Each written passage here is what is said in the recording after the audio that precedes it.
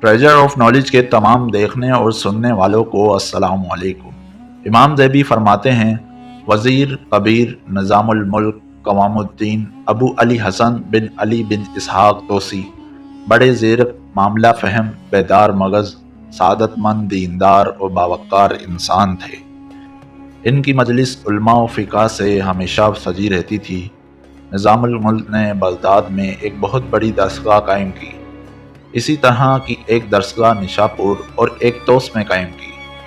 وہ بڑا علم پرور اور علم دوست انسان تھا۔ طلباء کے لیے وظائف مقرر کر رکھے تھے۔ ان کی ایما پر حدیث رسول صلی اللہ علیہ وسلم کی تدوین عمل میں آئی اور ان کی شہرت دور دور تک پھیل گئی۔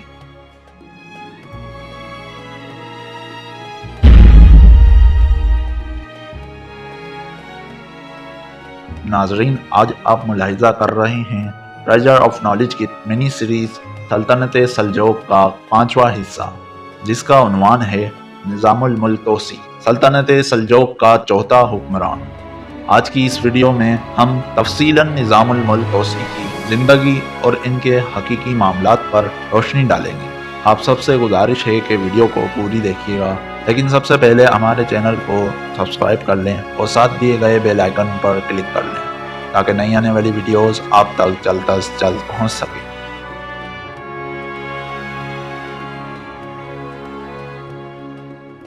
نظام الملک یک کے بعد دیگر سلطان الپ ارسلان اور اس کے بیٹے ملک شاہ کا وزیر رہا۔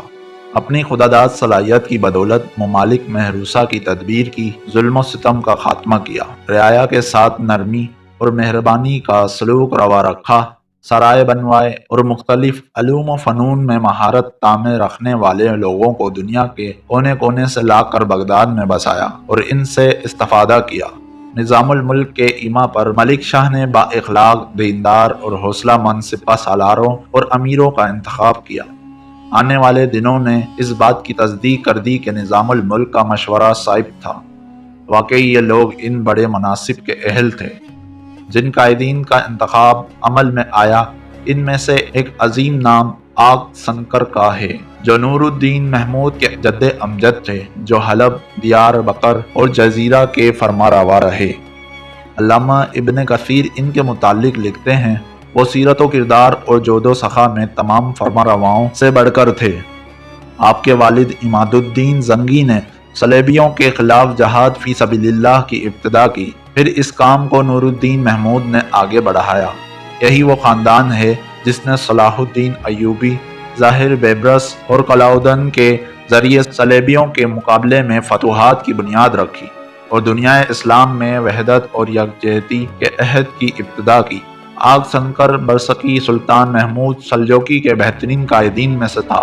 آغ موصل کا امیر تھا۔ اس نے صلیبیوں کے خلاف جہاد شروع کیا اور 520 ہجری باطینیوں کے ہاتھ اس وقت شہید ہوا جب موصل کی جامع مسجد میں نماز پڑھ رہا تھا۔ ابن اثیر ان کے متعلق لکھتے ہیں، آپ ایک ترکی غلام تھے اور اعلیٰ اوصاف کے حامل تھے، اہل علم اور صالحین کو پسند کرتے تھے، عدل و انصاف ان کے مزاج کا حصہ تھا اور ہر فیصلے میں عدل و انصاف کا پورا خیال رکھتے تھے۔ آپ بہترین فرما روا تھے، نمازوں کو ان کے اوقات پر پوری پابندی سے ادا کرتے تھے، رات کے وقت تہجد کی نماز بھی پڑھتے تھے۔ مورخ ابو شامہ سلجوقی تاریخ بالخصوص نظام الملک کے زمانے میں واقعات کے بارے میں بات کرتا ہے اور لکھتا ہے، جب وہ سلجوقی سلطنت کا فرما روا بنا تو عہد رفتہ کا رعب و دبدبہ اودھ کر آیا، بالخصوص نظام الملک کے دور میں جنہوں نے اس مملکت کی عزت بحال کی، اس کے رعب و دبدبہ کو بہتر حالات کی طرف واپس لائے۔ امور مملکت کا نظم و ضبط برقرار رکھنے میں ان کا بڑا کردار رہا۔ جب ملک شاہ نے عنان حکومت سنبھالی تو فوج میں وہ پہلا سا ڈسپلین نہ رہا، سپاہ کے ہاتھوں لوگوں کا مال و متاع لوٹنے لگا۔ سپاہی کہا کرتے تھے، سلطان کو کوئی چیز نہیں روکتی کہ ہمیں مال و دولت سے نوازیں، صرف نظام الملک ہیں جو اس کی راہ میں رکاوٹ بنا ہوا ہے۔ لوگوں کو سخت اذیت کا سامنا کرنا پڑا۔ نظام الملک نے اس بات کا تذکرہ سلطان سے کیا اور انہیں بتایا کہ اس سے تو فوج میں کمزوری آ جائے گی، اس کا رعب و دبدبہ ختم ہو جائے گا، ملک میں فساد پیدا ہو جائیں گے اور ملکی امور کی انجام دہی متاثر ہوگی۔ سلطان نے کہا، آپ جو مناسب سمجھتے ہیں کریں۔ نظام الملک نے عرض کیا، میں آپ کے حکم کے بغیر کچھ نہیں کر سکتا۔ سلطان نے کہا، میں نے چھوٹے بڑے تمام امور آپ کے سپرد کر دیے ہیں۔ آپ میرے والد کی جگہ ہیں اور ان کے دوست اور ساتھی ہیں۔ پھر سلطان نے نظام الملک کو پہلے سے کہیں زیادہ جاگیر عطا کی، خلعت بخشی اور القابات سے نوازا۔ ان القابات میں ایک لقب عطا بخش ہے جس کے معنی ہیں ایسا امیر جو باپ کی جگہ ہو۔ نظام الملک کی قابلیت، شجاعت اور حسن اخلاق کی بدولت کچھ ایسے واقعات رونما ہوئے جن سے لوگوں کے سینوں میں ٹھنڈک پڑ گئی۔ اس طرح کا ایک واقعہ کچھ اس طرح بیان کیا جاتا ہے کہ ایک بوڑھی عورت نے آپ سے کسی معاملے میں امداد طلب کی۔ آپ اس سے گفتگو کرنے لگے اور دیر تک اس کی باتیں سنتے رہے۔ نظام الملک کے ایک حاجب نے بوڑھی کو یہاں سے ہٹانا چاہا تو نظام الملک نے اس سے کہا، میں نے تمہاری خدمات ایسے ہی لوگوں کے لیے لی ہیں، عمرہ اور آیان مملکت کو تیری کوئی ضرورت نہیں۔ پھر اس حاجب کو اس خدمت سے الگ کر دیا۔ علم دوستی، علماء کا احترام اور تواضع کا بڑا خیال تھا۔ نظام الملک علوم سے بڑا لگاؤ رکھتے تھے اور علم حدیث سے تو انہیں خصوصی شغف تھا۔ آپ کہا کرتے تھے، میں جانتا ہوں میں حدیث روایت کرنے کے اہل نہیں، لیکن میں چاہتا ہوں کہ حدیث رسول صلی اللہ علیہ وآلہ وسلم لکھنے والوں کی صف میں میرا بھی شمار ہونے لگے۔ آپ نے قشیری، ابی مسلم بن مہر بزد اور ابو حامد الازہری سے حدیث کی سماعت کی۔ نظام الملک دل کی گہرائیوں سے چاہتا تھا کہ مدارس جو اس نے قائم کیے ہیں ان امیدوں پر پورا اتریں جو امت مسلمہ نے ان سے وابستہ کر رکھی ہیں۔ جب ابو الحسن محمد بن علی واسطی فقیہ شافعی نے ان کو چند اشعار بھیجے جن میں نظام الملک سے درخواست کی تھی کہ وہ ان فتنوں کو ختم کرنے میں مدد دیں جو حنبلیوں اور اشاعرہ کے درمیان واقع ہوئے ہیں، تو نظام الملک نے فوری کارروائی کی اور اس ابھرتے ہوئے فتنے کو ہمیشہ کے لیے ختم کر دیا۔ ابو الحسن واسطی کے شعر یہ ہیں، اے نظام الملک بغداد کا نظام سست اور ڈھیلا ہو گیا ہے۔ آپ کا بیٹا جو شہر میں قیام پذیر ہے اس کی اہانت ہو رہی ہے اور اس کو ذلیل کیا جا رہا ہے، اور یہاں پر اس کے بیٹے کو زندہ دفن کر کے قتل کیا جا رہا ہے، اور جو ان میں سے قتل ہونے سے بچ گیا ہے اس کے جسم میں بھی تیر پیوست ہیں۔ اے دین کے محافظ، بغداد میں اب کوئی جگہ نہ رہی، حالات بہت بگڑ گئے ہیں اور جنگ و جدل کا بازار گرم ہے۔ تیز تلوار کی طرح آپ کے ہاتھ جب اس بیماری کو دور نہیں کریں گے اور بغداد میں قتل و انتقام قوم کی دھجیاں اڑاتے رہیں گے تو پھر اس میں درسگاہوں اور ان میں پڑھنے والے طلبہ کا خدا حافظ ہے اور قابل عزت و تکریم چیز کا پکڑنا اس کے بعد تجھ پر حرام ہو جائے گا، یعنی دینداری کی کوئی قدر نہیں رہے گی۔ نظام الملک کی مجلس علماء و فقہ سے آباد رہا کرتی تھی۔ آپ پورا دن ان کے ساتھ گزار دیتے۔ ایک دفعہ ان سے کہا بھی گیا، یہ لوگ آپ کو بہت سے مفید کاموں سے غافل کر دیتے ہیں، جس پر آپ نے فرمایا، یہ لوگ دنیا اور آخرت کا حسن ہے، اگر میں انہیں اپنے سر پر بٹھاؤں تو بھی کم ہے۔ ابو القاسم قشیری اور ابو المعالی جوینی جب بھی ان کے پاس تشریف لاتے آپ تعظیماً کھڑے ہو جاتے اور انہیں اپنی نشست گاہ پر اپنے ساتھ بٹھاتے، اور اگر ابو علی فارندی تشریف لاتے تو نشست گاہ چھوڑ کر کھڑے ہو جاتے، انہیں اپنی جگہ بٹھاتے اور خود ان کے سامنے بیٹھتے۔ اس بارے جب ان سے پوچھا گیا تو فرمایا، ابو القاسم قشیری اور ابو المعالی جوینی جب آتے ہیں تو میری تعریف کرتے ہیں اور میری عزت کرتے ہیں اور میرے بارے ایسی باتیں کرتے ہیں کہ ایسے خصائل مجھ میں نہیں۔ ان کی باتیں سن کر میں بدقضائے بشرا پھول جاتا ہوں، لیکن ابو علی فارندی آتے ہیں تو مجھے میرے عیوب اور مظالم یاد دلاتے ہیں اور میں اپنی کوتاہیوں کی تلافی کرنے کی کوشش کرتا ہوں۔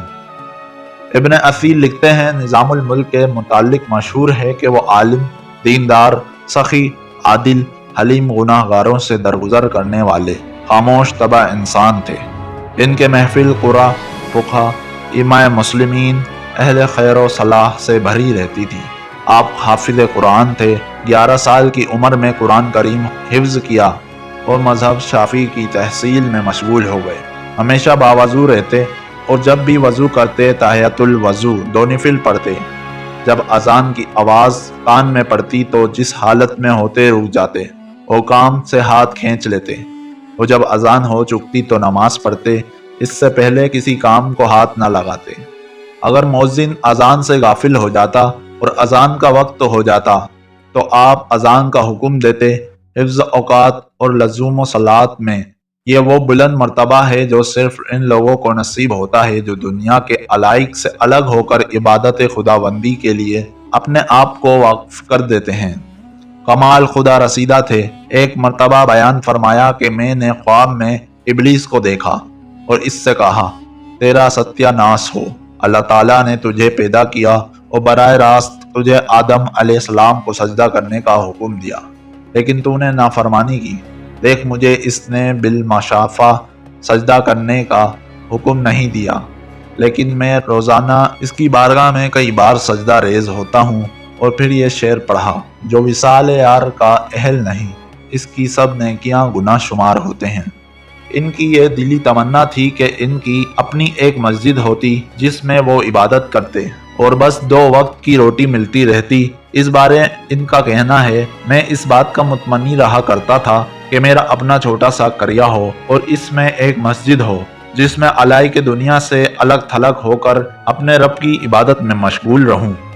پھر کچھ عرصہ بعد میری آرزو یہ رہی کہ مجھے روزانہ ایک روٹی مل جائے اور ایک مسجد ہو جس میں اللہ کریم کی عبادت میں مشغول رہوں۔ عاجزی و انکساری کا یہ عالم تھا کہ ایک رات کھانا کھانے بیٹھے تو دسترخوان پر ایک طرف ان کے بھائی ابو القاسم، دوسری طرف والی خراسان، اور والی کے پہلو میں ایک فقیر بیٹھا ہوا تھا جس کا ایک ہاتھ کٹا ہوا تھا۔ نظام الملک نے دیکھا کہ والی خراسان اس فقیر کے ساتھ کھانا کھانے سے اجتناب کر رہا ہے تو انہوں نے فقیر کو کہا، آپ میرے ساتھ آ جائیں۔ اسے اپنے قریب بٹھایا اور اس کے ساتھ بیٹھ کر کھانا کھایا۔ آپ کی عادت تھی کہ اپنا کھانا فقیروں کو پیش کر دیتے، انہیں اپنے پاس بٹھاتے، ان کے ساتھ بیٹھ کر کھانا کھاتے۔ 485 سن ہجری تھا، جمعرات کا دن اور رمضان شریف کا 10واں روزہ تھا۔ جب افطار کا وقت ہوا تو نظام الملک نے مغرب کی نماز ادا کی اور دسترخوان پر بیٹھ گیا۔ فقہ، قرآن، صوفیہ اور ضرورت مندوں کا ایک انبوہ کثیر موجود تھا۔ اسلامی تاریخ کا تذکرہ شروع کر دیا۔ خلیفہ دوم حضرت عمر رضی اللہ تعالی عنہ کے زمانے میں جب مسلمان نہاوند پہنچے تو وہ کون سا مبارک علاقہ ہے جہاں انہوں نے پڑاؤ کیا، فارسیوں اور مسلمانوں کے درمیان کیسے کیسے خونی مارکے ہوئے، کون کون سی عظیم شخصیات تھیں جنہیں شہادت سے سرفراز کیا گیا۔ شہداء کا ذکر کرنے کے بعد بولے، خوش قسمت ہیں وہ لوگ جنہیں ان شہداء کی میت حاصل ہو جائے۔ جب کھانے سے فارغ ہوئے تو اپنے مکان سے نکلے اور زنان خانے کی طرف چل دیے۔ حدیث دہلوی ساتھ ساتھ ہو لیا، گویا وہ اپنے کسی جرم کی معافی مانگ رہا ہے یا مدد طلب کر رہا ہے، لیکن اس کی نیت اچھی نہیں تھی۔ فوراً ہاتھ مارا اور نظام الملک کو شہید کر دیا۔ آپ کو حرم زنان خانے میں لے جایا گیا۔ کہا جاتا ہے کہ اسماعیلیوں یعنی باطینیوں کے ہاتھوں قتل ہونے والے آپ پہلے شخص ہیں۔ نظام الملک کے قتل کی خبر جنگل کی آگ کی طرح پھیل گئی۔ اسلامی سپاہ چیخ اٹھی۔ بادشاہ حزن و ملال کی تصویر بنے فوراً پہنچے اور سارو قطار روئے۔ وہ 1 گھنٹہ تک شہید کے پاس بیٹھے رہے۔ نظام الملک نے دین اسلام کی سربلندی کے لیے اپنی زندگی صرف کر دی اور پھر دین ہی کی خاطر اپنی جان قربان کر دی۔ وہ خوش بختی کی زندگی جیے اور قابل تعریف شاندار اور شہادت کی موت مرے۔ قاتل خیمے کی رسی سے الجھا اور گر پڑا۔ نظام الملک کے غلاموں نے اسے فوراً آ لیا اور قتل کر دیا۔ آپ کے خاتموں کا بیان ہے کہ جب ان کے آخری سانس تھے تو آخری الفاظ جو منہ سے نکلے وہ یہ تھے، میرے قاتل کو قتل نہ کرنا، میں نے اسے معاف کر دیا۔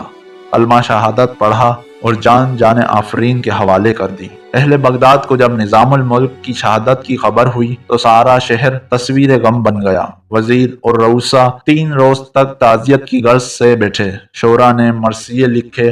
مقاتل بن عطیہ کا مرثیہ انہی میں سے ایک ہے۔ وہ کہتے ہیں، وزیر نظام الملک ایک در یتیم تھے جسے رحمان ذات نے بڑے اعزاز سے ڈھالا تھا۔ وہ نایاب ہوا اور وقت نے اس کی قدر نہ پہچانی اور اس کے ایک دشمن نے اسے اس دنیا سے پھر صدف کی طرف لوٹا دیا۔ ابن عقیل نظام الملک کے بارے میں لکھتے ہیں، نظام الملک کے جود و کرم، عدل و انصاف اور احیاء دین کے لیے اس کی کوششوں نے دنیا کو حیران کر دیا۔ آپ کا دور اہل علم کی حکومت کا دور تھا، پھر یہ دور آپ کی شہادت کے ساتھ ختم ہو گیا۔ وہ رمضان میں حج کے لیے جانے والے تھے لیکن سفر آخرت اختیار کیا۔ اللہ کریم آپ پر رحمت فرمائے۔ آپ دنیا کے ایک سرخ رو بادشاہ کی حیثیت سے فوت ہوئے۔